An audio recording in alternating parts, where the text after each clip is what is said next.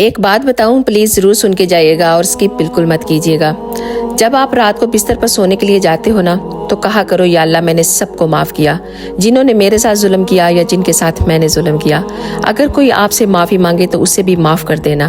جب ہم معاف کر کے اپنا دل صاف کر لیتے ہیں نا، تو اللہ سبحانہ و تعالیٰ کی رحمت ہمیں چاروں طرف سے گھیر لیتی ہے اور اللہ ان لوگوں کو بے حساب جنت میں داخل فرمائے گا۔